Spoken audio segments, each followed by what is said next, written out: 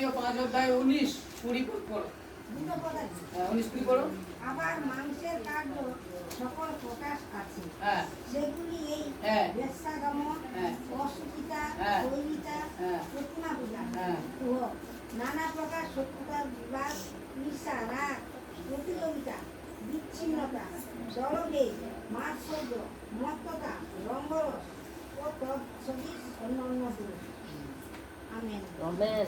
তৎসঙ্গ অন্যান্য দোষ।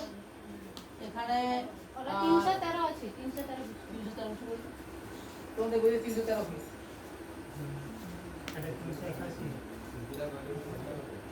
কি বললো তাহলে? তৎসঙ্গ আরো অনেক দোষ, এখানে 16টা দোষ আছে দেখবে।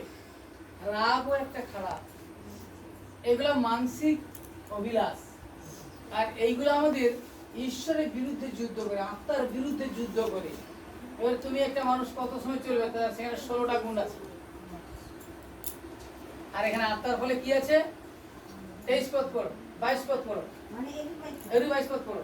কিন্তু আত্মার ফল প্রেম, তাহলে এর আগে দেখছি আমরা মানসিক ফল, হ্যাঁ, এবারে বলছে আত্মিক ফলগুলো কি কি? প্রেম, আনন্দ, শান্তি, দীর্ঘ সহিষ্ণুতা, মাধুর্য, মঙ্গলভাব, বিশ্বস্ততা, মৃদুতা, ইন্দ্রিয় দমন। এই প্রকার গুণের বিরুদ্ধে কোনো ব্যবস্থা নেই, বাইবেলে কোনো ব্যবস্থা নেই।